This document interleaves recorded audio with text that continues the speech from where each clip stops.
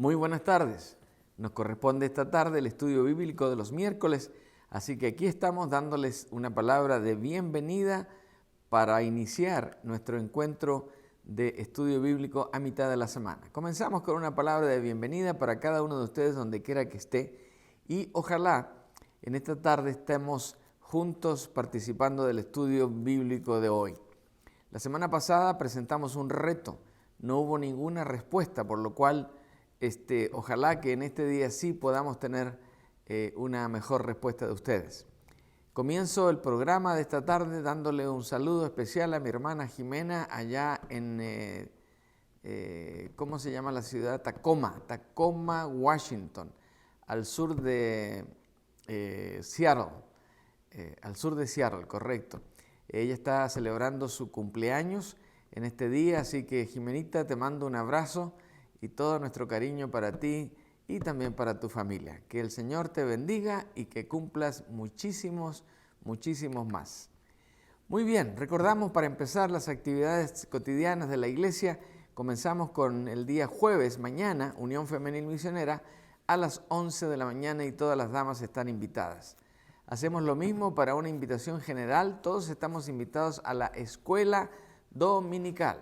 Esto ocurre 15 minutos después de haber terminado el culto a las 12:45 y nos quedamos hasta 1:30 de la tarde completando la jornada de adoración del día domingo. Así que todos invitados y les recordamos llegar a tiempo. Muy bien, vamos ahora a nuestro primer bloque importante dentro de la jornada del día miércoles, que oramos al Señor. Y esas manitos que ilustran ahí nuestra pantalla electrónica, pues nos dicen que hay que orar sin cesar y en medio de la oración hay que dar gracias a Dios por todas las cosas. Así que tenemos una lista que ha estado dinámicamente allí presentándose, y digo dinámicamente porque han habido cambios, como por ejemplo Susana Pereira ya fue declarada libre de cáncer. Una gigantesca bendición para ella y su familia. Pero también esta tarde se une este otro motivo de oración. Joe y Anita Ríez, estamos orando por Clay, el papá, el suegro del papá de Joe, el suegro de Anita, pero el hermano Ríez falleció durante la semana pasada. Así es que en nuestra oración para el consuelo del Señor a ellos y al resto también de la familia. Por si no se había dado cuenta, justamente el pastor viaja mañana para estar allá compartiendo con ellos y presentando la palabra en el servicio fúnebre del hermano Reyes. Así es que oraremos por ellos también. Ana, a hermana Alicia y su familia, y algo más, creo que era todo por hoy. Así que si usted tiene un motivo de oración, pues preséntelo al Señor y estamos seguros que el Señor va a escuchar también la plegaria de su corazón. Oramos por estos motivos en esta tarde.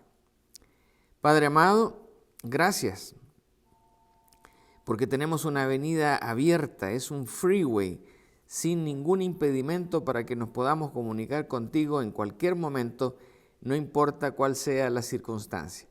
Padre, te damos gracias por ese privilegio que tenemos como hijos tuyos.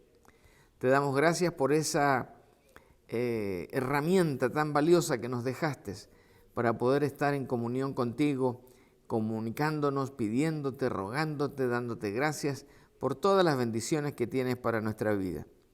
Así que, Padre, en esta tarde te pedimos que atiendas el clamor de los hermanos que están orando por sus motivos de oración y que no hemos podido anotar aquí en el pizarrón. Señor, cada quien tiene necesidades y las ponemos también en el trono de tu gracia. Y en cuanto a estos motivos, Padre, seguimos alabándote por la manera milagrosa en que has intervenido en la salud de Susana Pereira y esta noticia maravillosa de la ausencia de cáncer en su cuerpo. Te alabamos, te bendecimos y te damos a ti la gloria, la honra y todo honor en este milagro que has hecho en la vida de Susana. Señor, también pedimos que tu maravillosa gracia acompañe a Joe y a Anita, especialmente el día viernes, cuando te daremos gracias por la vida del hermano Clay. Señor, tú conoces mejor que nosotros la vida de él.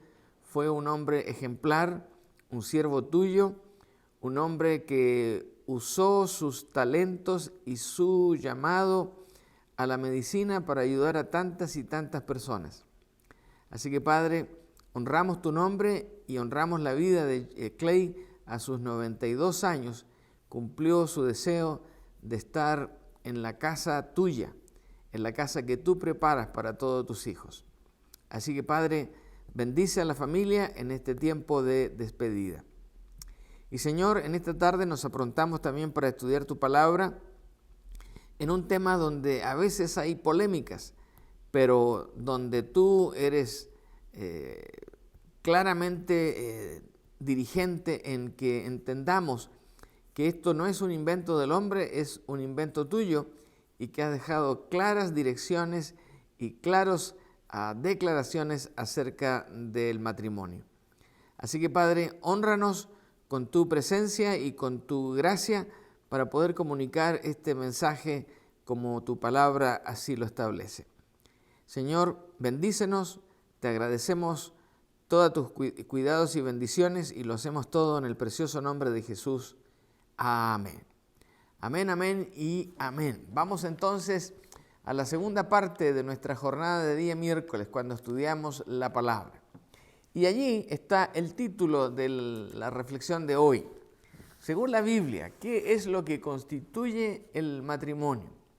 Según la Biblia, ¿qué constituye el matrimonio? Y aquí vemos a una pareja que evidentemente ya terminó su proceso de casarse y está en esas fotos que son clásicas en el día de hoy, donde se fotografían las manos con la mano izquierda de cada uno de los esposos y vistosamente brillan sus anillos de compromiso. Por supuesto, también están las flores ahí que adornan este momento y que dan el sello a este matrimonio que se ha constituido, ojalá delante tuyo. Así que, según la Biblia, entonces, ¿qué es lo que constituye realmente un matrimonio? Bueno, quiero decirles que en primer lugar, la Biblia no dice explícitamente en qué momento Dios considera que un hombre y una mujer están casados. No hay un versículo que lo diga. No declara que hay que hacer esto o lo otro, sino que da principios, establece directrices en cuanto al matrimonio. Hay 3 puntos de vista que son los más frecuentes en cuanto a esta problemática. Cuando la Biblia dice explícitamente que esto es un matrimonio. Bueno, la primera, que dice que Dios solo considera que un hombre y una mujer están casados cuando lo están legalmente. Es decir, cuando se convierten en marido y mujer ante la ley. ¿Cuál ley? La ley del país, la ley de la región, la ley de la zona, la ley de la tribu, la ley del conjunto de personas que están viviendo en esa comunidad. Entonces, desde ese momento en adelante, de acuerdo a la costumbre, Dios considera que esto es un matrimonio de verdad. Han firmado también unas actas, unos papeles, y esos se timbran, se sellan, y se le da una legalidad a este matrimonio. Bueno, esa es una de las opciones que más se usan en el mundo. Número 2, un hombre y una mujer están casados a los ojos de Dios cuando han completado algún tipo de ceremonia nupcial. Una ceremonia que tiene que ser formal y que incluye promesas matrimoniales. Esto no es distinto de lo anterior, puede ser un agregado, puede ser una parte, pero tiene mucho valor cuando se ha completado a través de esta ceremonia este intercambio, de promesas matrimoniales. Yo prometo que te seré fiel, te seré, ayudaré, que te cuidaré, que te sostendré, etcétera, etcétera, de parte de cada uno de los novios. Pero también hay una tercera posición donde se dice que Dios considera que un hombre y una mujer están casados en el momento que tienen relaciones sexuales. Bueno, para algunas personas esto es muy importante porque pareciera que a través de este acto de intercambio sexual se sella un pacto, pero tiene sus debilidades también dentro de los argumentos que estaremos considerando a continuación. Entonces, tenemos 3 puntos de vista. El primero, que solo se considera que un hombre y una mujer están casados cuando lo hacen frente a una autoridad legal de su comunidad, ciudad, estado o país.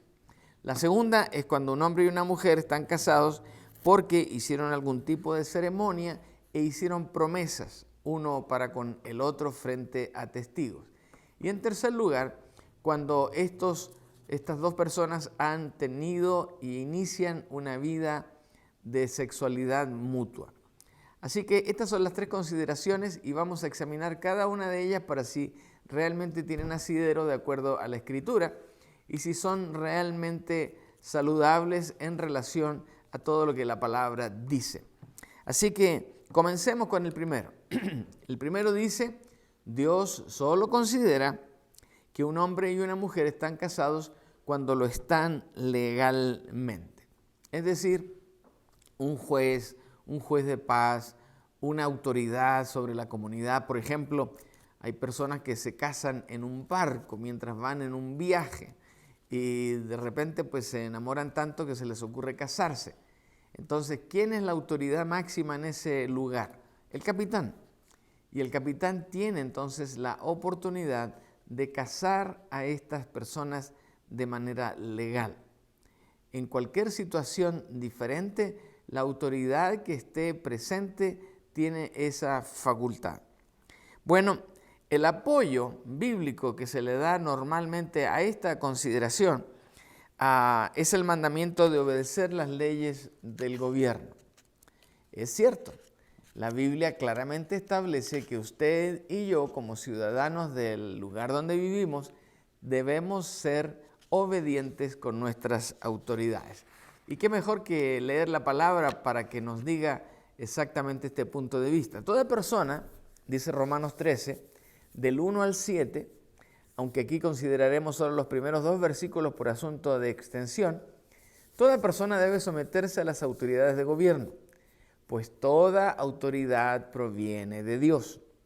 Y los que ocupan puestos de autoridad están allí colocados por Dios. Por lo tanto, cualquiera que se rebele contra la autoridad se rebela contra lo que Dios ha instituido y será castigado.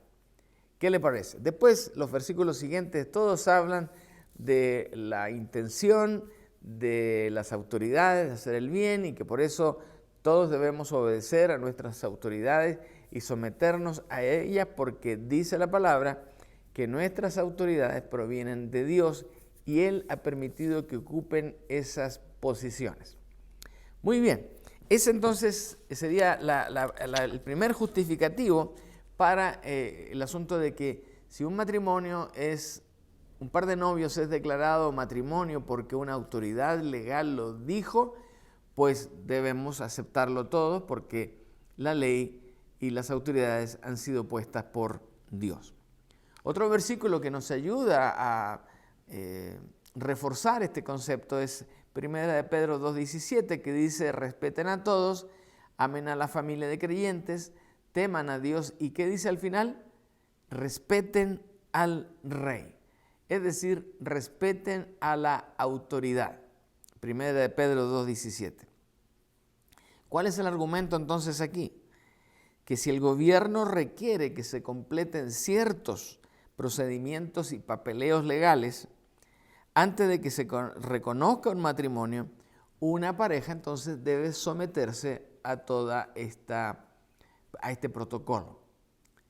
Por ejemplo, un servidor y su esposa nos casamos en Santiago de Chile, en el barrio, la colonia, la sección de la ciudad llamado Ñuñoa. Tuvimos que hacer una cita allí, fuimos porque así lo requería la ley y llevamos unos buenos amigos que fueron nuestros testigos, mis padres estaban con nosotros, mis hermanos, y un juez allí de la municipalidad nos declaró esposos y esposa. Entonces, la ley es así. Y como comprobante de eso nos dieron, fíjense qué interesante, nos dieron un certificado que establece nuestra unión matrimonial y una libreta de familia. ¿Y qué quiere decir esto? Bueno, que debíamos registrar nosotros en la municipalidad de nuevo cuando nacieran hijos para que el municipio también los tuviese registrados como el producto del matrimonio tanto y los nombres de los hijos y las edades. Entonces, muy interesante esto, ¿verdad? Respetemos a todos, amemos a la iglesia, la familia de creyentes, teman a Dios y respetemos la autoridad. Así que, como dije, el argumento es que si el gobierno requiere que se completen estos procedimientos y papeleo, pues la pareja tendrá que someterse a este proceso.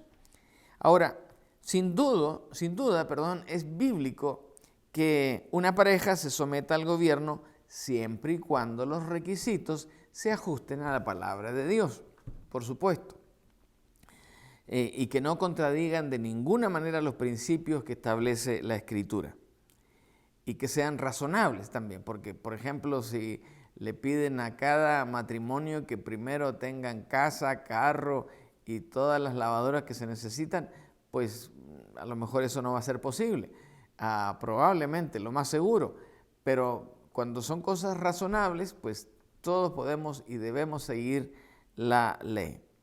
De modo que quien se opone a la autoridad, a lo establecido, en realidad se opone a Dios. No se olviden, las autoridades han sido puestas por Dios. Y los que resisten siempre van a acarrear condenación para sí mismos. Y por ejemplo, hoy que está de moda no casarse, aun cuando la ley lo exige, simplemente la gente, no, dice, somos amigos. No, ella es mi pareja nomás, no es mi dispareja, no es mi pareja. Y tantas excusas que se usan. Pero al final cada quien de ellos está pagando las consecuencias de evadir la ley, porque cuando vienen los hijos, ese niño es hijo de ¿qué matrimonio? No hay un matrimonio. Entonces, ¿quiénes son los padres? Pero después ocurren pleitos entre esos padres y los hijos, ¿con quién van? ¿Quién es el responsable? ¿Quién los va a mantener? ¿Quién los va a cuidar? ¿Quién va a hacerse cargo por los gastos que incluye una crianza de un hijo? Se provocan una serie de efectos legales que complican la vida de manera grotesca. Aún más, ese matrimonio llega a un punto donde quieren comprar una casita o inician la compra de un terreno y le preguntan, bueno, ¿y ustedes qué son? No, somos amigos. Entonces, ¿y van a comprar juntos esto? Pues sí. Entonces, ¿qué pasa cuando después hay problemas y se quieren divorciar o separar? Los títulos de propiedades son muy complicados y bueno, ahí hay otra historia que se asoma frente a esta realidad. Por eso hay debilidades y posibles problemas con cada uno de los puntos que se mencionaron, y en este caso tiene por lo menos 3. En primer lugar, el matrimonio existía antes de que se constituyera cualquier gobierno y aún así habían matrimonios. Por ejemplo, Adán y Eva, ¿quién los casó? Pues Dios. Pero a los hijos de Adán y de Eva, y cuando se casaron estos, ¿quién los casó? ¿Había alguna autoridad? ¿Había algún alcalde, algún primer ministro, un gobernador? ¿Había alguien? No había nadie.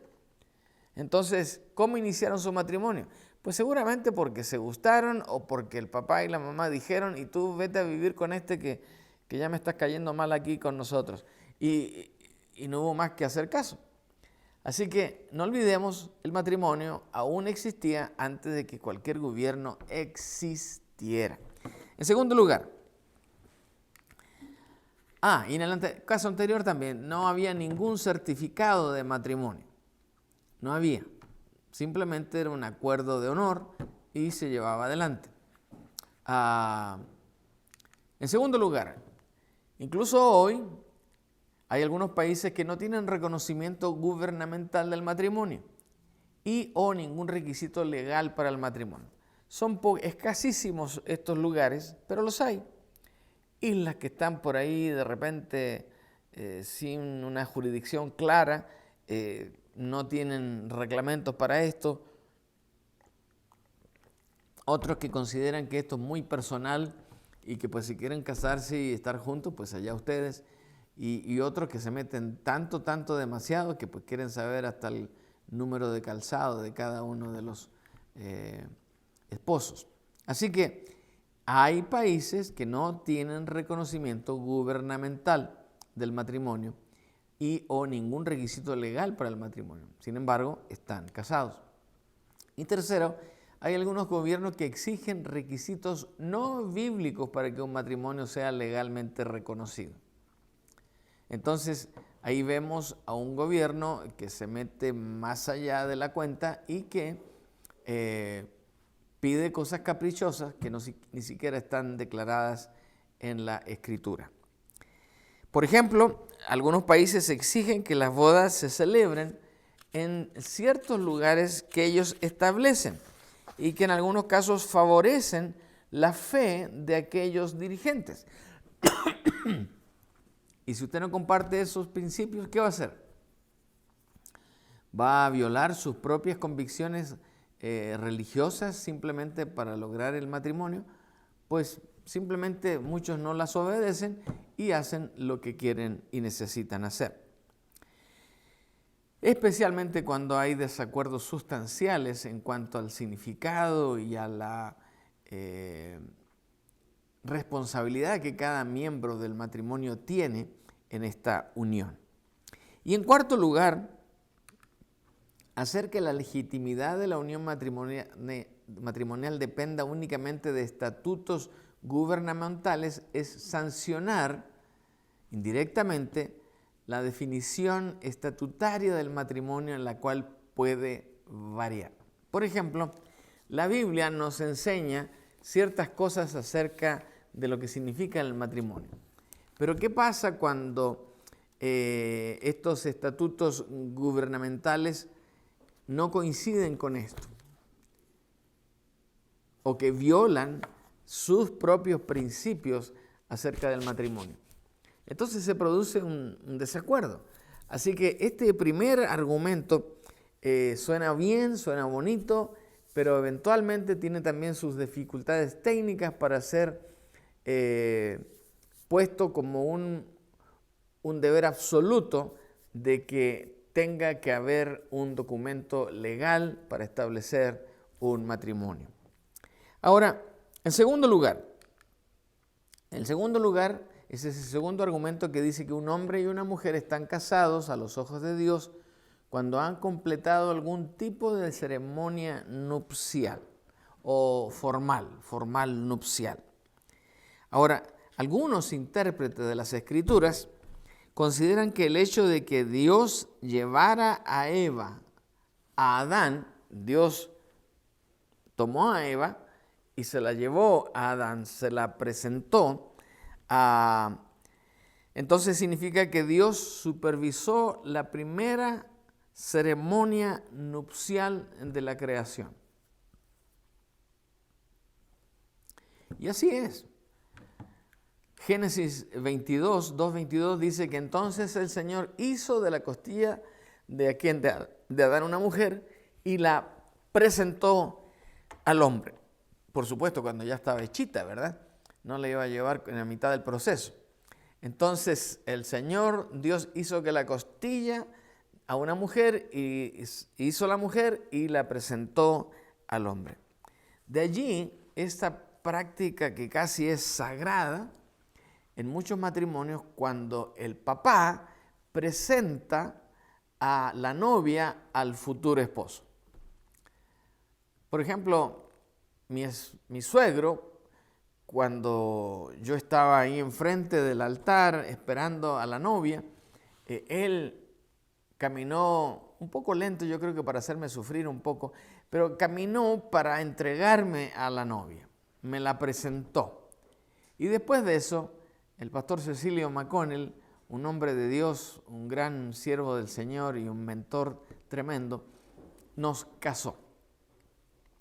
Así que esta práctica es una práctica que se sigue hasta el día de hoy, tal como lo hizo el Señor cuando le presentó a Adán a Eva, y de esa manera se estableció el primer matrimonio. En el capítulo 2 de Juan, Jesús asistió a una boda. Y si asistió a la boda porque estaba de acuerdo con que hubiera una boda, estaba de acuerdo con lo que iba a suceder ahí. Si Jesús no hubiese estado de acuerdo con el concepto de una boda, ¿creen ustedes que habría ido?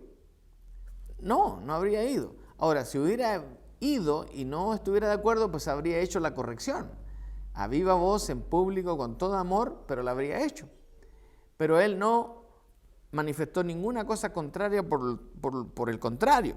No solamente asistió a la boda, aparentemente lo pasó muy bien hasta que su mamá empezó a molestarlo diciendo que se había acabado el vino y que solucionara el problema y hasta que Jesús se impacientó y pues al finalmente convirtió agua en vino. Así que la presencia de Jesús en una ceremonia de bodas de ninguna manera indica que Dios requiera una celebración matrimonial, pero sí demuestra, ojo con esto, demuestra claramente que una ceremonia de bodas es aceptable delante de los ojos de Dios.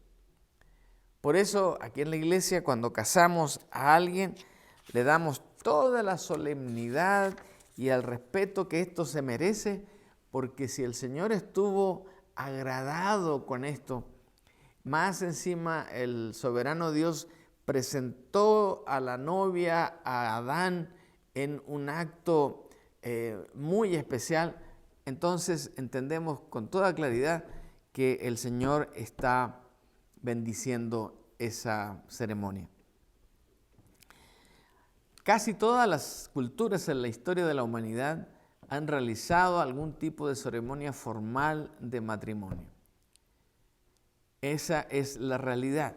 Y es algo que esta generación en este momento no quiere entender. Y la cultura de hoy es simplemente, pues ya que nos gustamos, pues trae tu ropa para acá y pues vivimos juntos. O no, el otro le dice, no, pero no tengo cama. Bueno, yo llevo el colchón mío, está medio usado, pero ¿cómo es eso?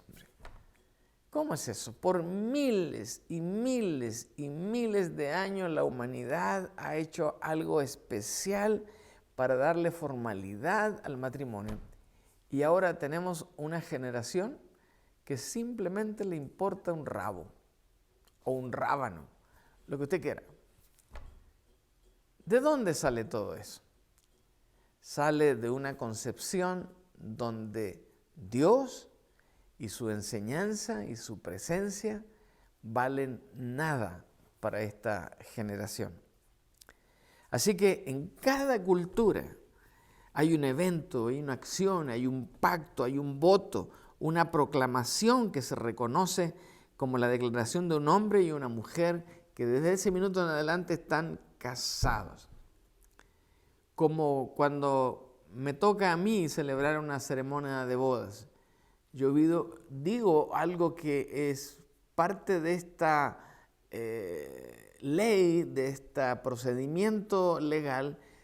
Yo digo que en virtud de la autoridad que el Estado de Texas me da a mí, yo declaro a esta pareja, hombre y mujer, esposo y esposa, hasta que la muerte los separe.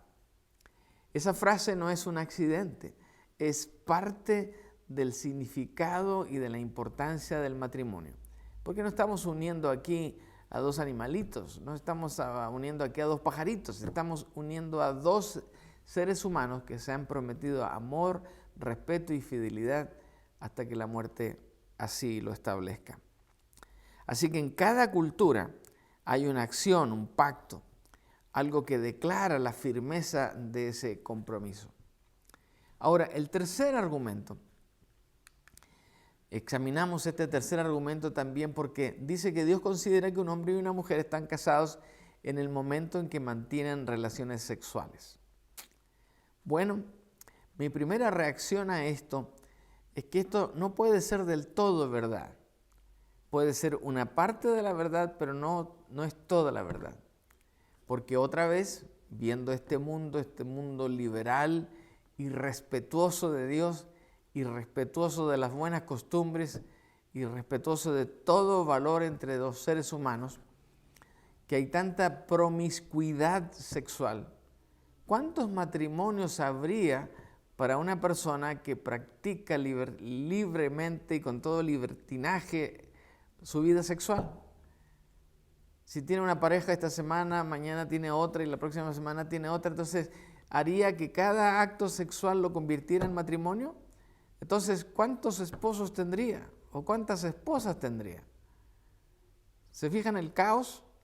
Ahora, algunas personas consideran que esto significa que una pareja casada, y aquí está el problema también, no está verdaderamente casada sino hasta cuando se acostaron y tuvieron sexo, que puede ser la primera noche, la noche de bodas, un día después, 5 días después o un año después.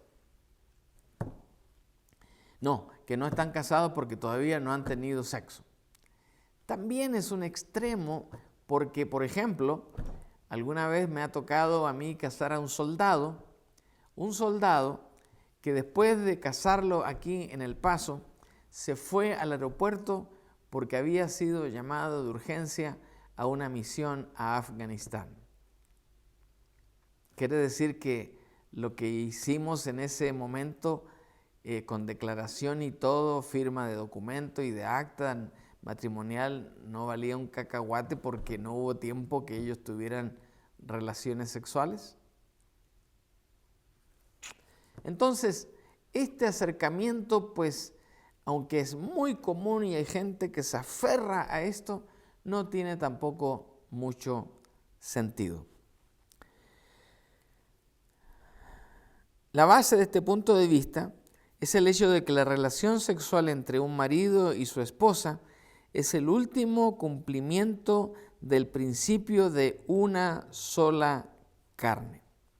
Y esto se aferran algunos a interpretarlo en base a estos pasajes como este, por ejemplo. Génesis 2:24. Esto explica por qué el hombre deja a su padre y a su madre, se une a su esposa y los dos se convierten en uno solo. O sea, tienen intimidad sexual. Otro pasaje más, Mateo 19:5 en el Nuevo Testamento. Y agregó, esto implica por qué el hombre deja a su padre y a su madre, se une a su esposa y los dos se convierten en uno. Pareciera que Mateo estaba recitando Génesis 2:24, ¿verdad? Pues se los puedo asegurar que era así. Y el tercer pasaje, Efesios, como dicen las Escrituras, el hombre deja a su padre y a su madre y se une a su esposa y los dos se convierten en uno.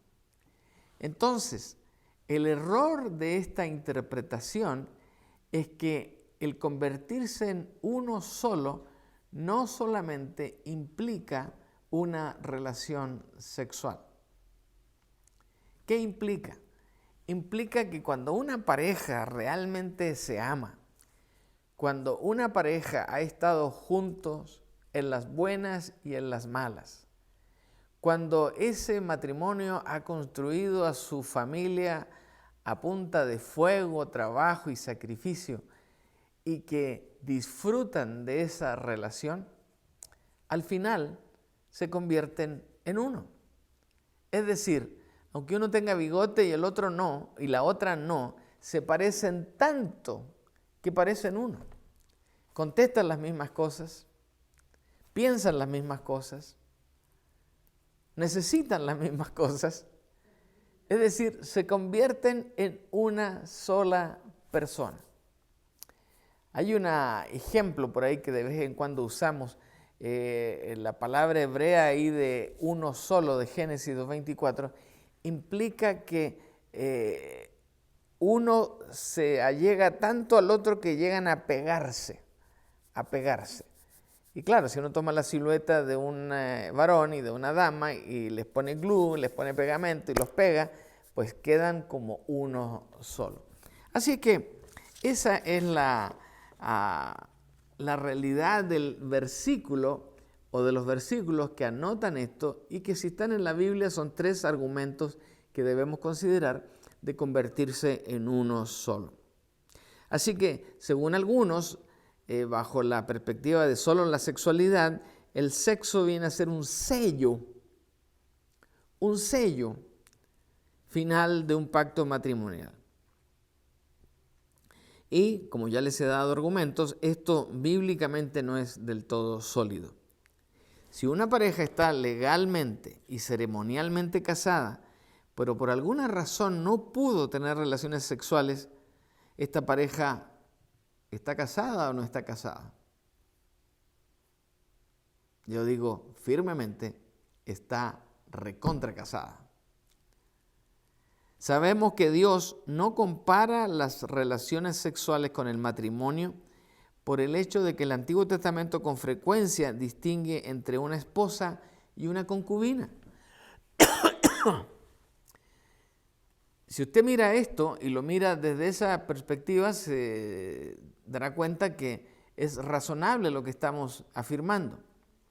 Pero también otro argumento que solidifica más todavía este principio es el hecho de que en la Biblia, en el Antiguo Testamento, cuando el Señor permitía el hecho de que algunos varones tuvieran estas opciones, porque no eran todos los que podían hacer esto, eran solo algunas personas que llevaban a cabo esto, tenían sexo con sus esposas, no solo una, varias, pero también tenían sexo con concubinas, que eran como unas novias con derecho extra que tenían relaciones con el rey cuando el rey pues estaba medio aburrido o la esposa titular estaba de viaje o qué sé yo, estaba viendo la teleserie, entonces no quería estar con él, entonces él llamaba entonces a una concubina.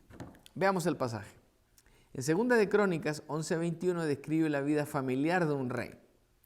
Roboam, un rey de Israel, amó a Maaca, no tiene acento, Maaca, hija de Absalón, sobre todas sus mujeres y concubinas, porque tomó 18 mujeres y 60 concubinas.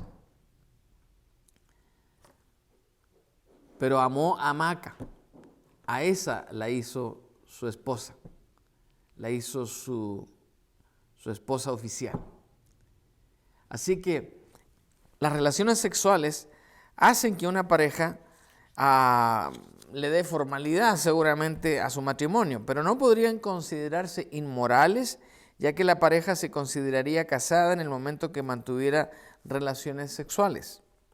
Así que no hay absolutamente ninguna base bíblica para que una pareja no casada tenga relaciones sexuales y luego de ellas se declare casada, declarando así que todas las relaciones sexuales futuras son morales y honran a Dios. Otros también toman y mencionan el caso de Isaac y de Rebeca, allí en el Génesis, específicamente el capítulo 24. Déjenme comentar esto. Los detalles de aquí, aunque no se distinguen ninguno de los argumentos anteriores para que estableciéramos que Isaac y Rebeca llegaron a ser casados, lo identifiquemos con claridad.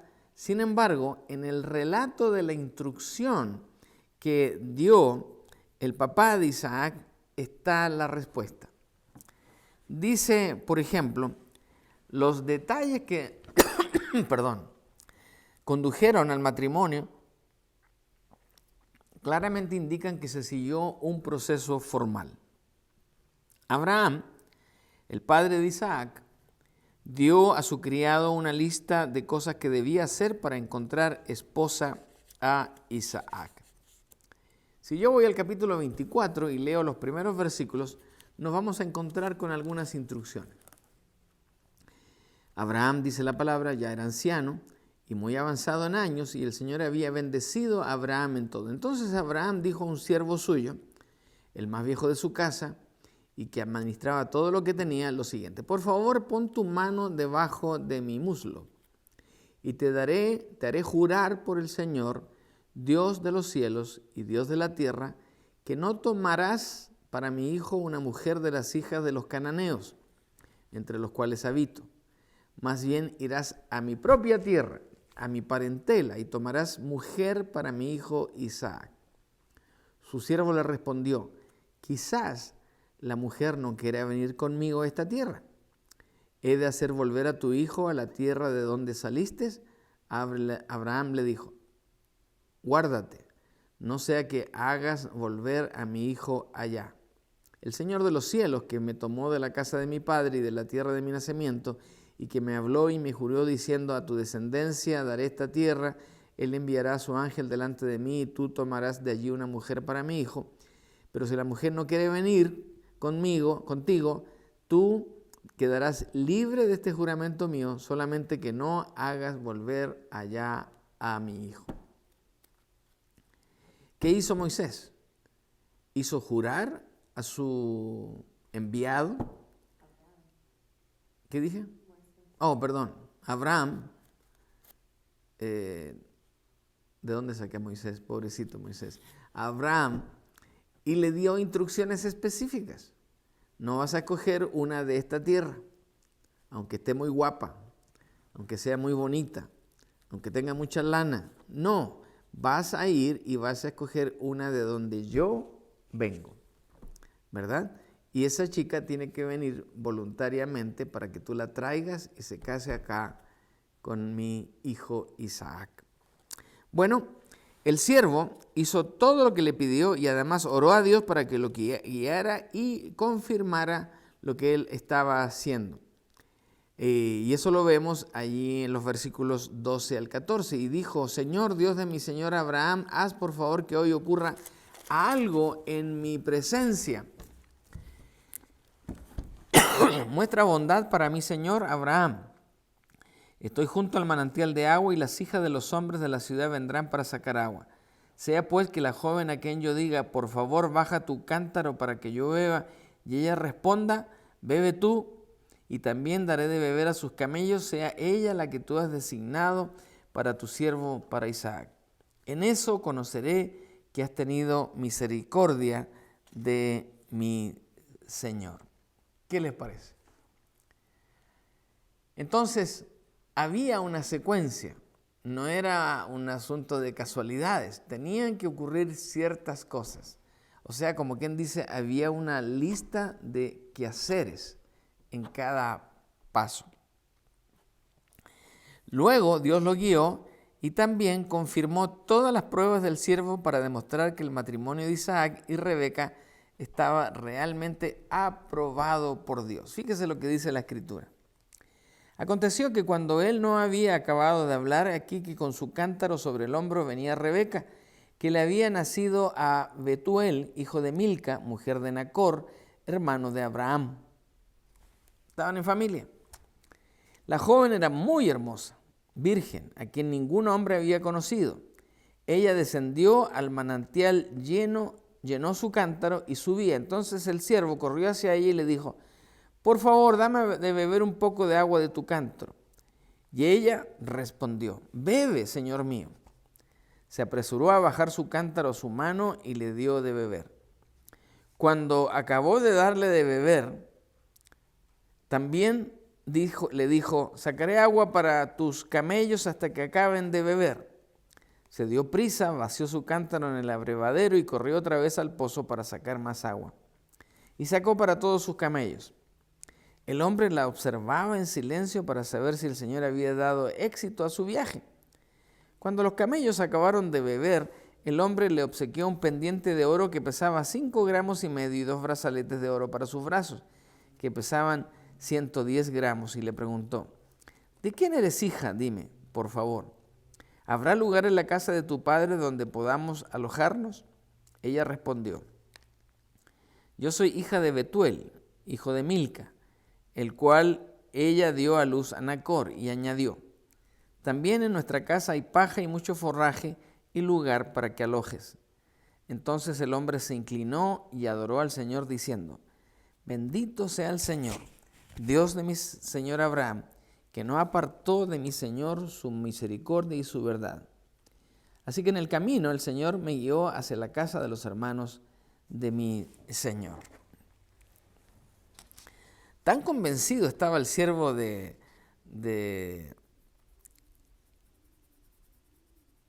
Abraham de la voluntad de Dios, que inmediatamente relató al hermano de Rebeca, Labán, todos los detalles que confirmaban la elección de Dios. Para cuando llegó la tarde y se sirvió la cena, todos sabían esto, sabían que era de Dios, que Isaac y Rebeca debían casarse porque así lo había establecido Dios. 50 y 51. Entonces Labán, el hermano de Rebeca, y Betuel respondieron diciendo: Del Señor procede esto, no podemos decirte si es malo o si es bueno. He aquí que Rebeca está delante de ti, tómala y vete. Sea ella la mujer del hijo de tu Señor, como ha dicho el Señor. ¡Qué maravilla! Luego, por supuesto, se hicieron algunos arreglos que se hacían en esa época y que todavía se hacen en algunas situaciones. Se pagó un dote y se hicieron contratos verbales entre ellos. Por tanto, el matrimonio que se menciona en el versículo 67 prácticamente no se basó en ningún acto sexual. Se cumplieron todos los procedimientos culturales, las tradiciones de la dote, se cumplieron las condiciones, se obtuvieron las respuestas a la oración e indudablemente Dios recayó sobre todo este escenario y bendijo el matrimonio de Isaac y de Rebeca. Tanto fue así que Isaac se transformó en el heredero de la guía de su padre Abraham al pueblo. Así es que una historia redonda donde alguien dice: no, fue casualidad. ¿Habrá sido casualidad todos estos detalles de tanta complejidad que fueran cumplidos y realizados? Ahora, ¿de dónde sacó este siervo la intuición para hablarle justamente a esta señorita y no a otras? Porque no habían 2 o 3 ahí, habían muchas. Porque esa era la costumbre. En la tarde, cuando el sol ya bajaba la intensidad y era un poco más agradable salir e ir al río, pues se iba al río, se bajaba y se traían estas tinajas llenas de agua. Ahora, no eran grandísimas, pero eran lo suficiente para completar la higiene de los platos y todo eso de la tarde, y a la mañana siguiente otra vez se iba y se sacaba agua. Entonces, ¿qué constituye un matrimonio a los ojos de Dios y de acuerdo a la Escritura? Esa es la pregunta que nos hace nuestra hermana entonces, porque nuestra hermana entonces siempre tiene esta necesidad de ella de entender si realmente está la respuesta al tema de hoy. Entonces, todo indica que deberían seguirse los siguientes principios. Sean razonables y no vayan en contra de la Biblia. Un hombre y una mujer deben buscar siempre el reconocimiento gubernamental formal que esté disponible para certificar que su matrimonio es un matrimonio de verdad. No hace mal, por el contrario, hace muy bien para todas las partes que haya esta constancia legal para asuntos de tanta envergadura como la salud de los hijos. Recuerdo haber estado en una cirugía de una de mis hijas y de repente pues yo me desprendí del grupo que estábamos ahí con el médico, y después cuando volví ya no estaba el médico y mi esposa estaba solita y yo empecé a hacer preguntas y uno de los enfermeros me dice: ¿y usted quién es? como diciendo, estás haciendo demasiadas preguntas aquí, ¿tú quién eres? Entonces yo le dije, soy el papá de la paciente. Oh, dice, usted es el esposo de la señora Helen. Ok, entonces ahí ya la amabilidad cambió y la información fluyó y todo siguió su curso natural. Pero cuando usted no tiene ese argumento de legalmente decir yo soy quien soy, ¿cómo resuelve esto? Así que cuando sean razonables y no vayan en contra de la Biblia, el asunto legal es de suma importancia. Número 2, un hombre y una mujer deben seguir cualquier práctica cultural, familiar y de pacto típicamente se emplee para reconocer a una pareja oficialmente casada. Por ejemplo, en nuestros países de América Latina, lo usual es que la autoridad legal solo está embestida en los oficiales y jueces que la jurisdicción que corresponda establece. Un religioso, una persona con cierta autoridad, no puede declarar a una pareja casada.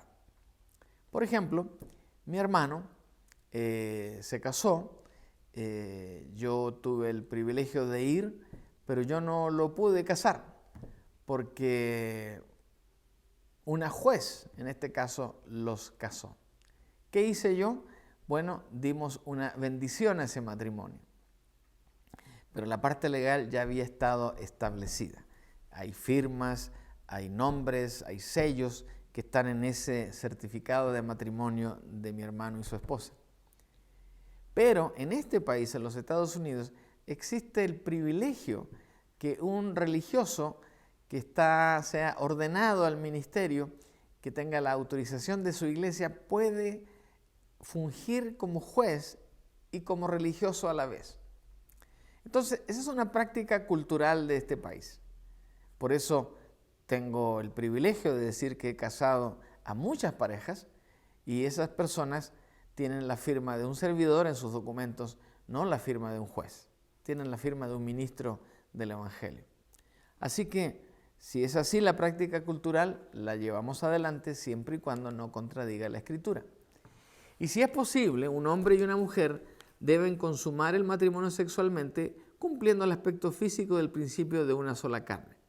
Porque es parte de la naturaleza del hombre, nuestra necesidad sexual, nuestro acercamiento sexual, porque sin la sexualidad tampoco vienen los hijos. Así que si uno anhela hijos, pues tiene que haber también una relación sexual. Pero si eso es requisito para consumar el matrimonio, pues realmente no tiene una base bíblica que podamos asegurar de esa manera. Así es que, ¿qué les parece? Un tema interesante, ¿verdad? Y les cuento por qué hemos seleccionado este tema. Vamos a estar hablando de matrimonio y familia los próximos miércoles porque nos acercamos al mes de mayo donde celebramos siempre el énfasis de familia y de matrimonios, pero con nuestro énfasis nuevo de la soberanía de Dios, vamos a concentrarnos los miércoles en esto y durante los domingos el gran tema de la santidad de Dios. Así que vamos a terminar orando y despedirnos y pidiendo la bendición. Padre nuestro que estás en el cielo, en la tierra y en todo lugar, qué privilegio tenemos, Señor, de servirte y de escudriñar tu palabra para que ella nos oriente y nos dirija en todo que hacer entre seres humanos, entre hijos tuyos y especialmente con los de la iglesia. Señor, que esto nos ayude a entender lo importante no solamente de tus principios y valores que la palabra nos enseña, sino también de aquello que sostiene la legalidad de nuestra sociedad, porque esto no es accidente, tú lo has permitido así, por siglos y siglos. Ha ido esto depurándose y mejorando y estableciéndose justicia para todos. Y hoy, con tantas personas que inician sus relaciones sin ningún compromiso, sin ningún documento, sin ninguna promesa, sin ninguna cosa que asegure un bienestar para todos, nos parece que es parte del gran problema social que este mundo está experimentando. Así que oriéntanos, para que podamos seguir compartiendo estas verdades con aquellos que tienen dudas y que anhelan cumplir con tu voluntad. Danos tu bendición, lo pedimos con todo nuestro corazón en el nombre de Jesús. Amén. Que el Señor nos bendiga y nos vemos el próximo domingo.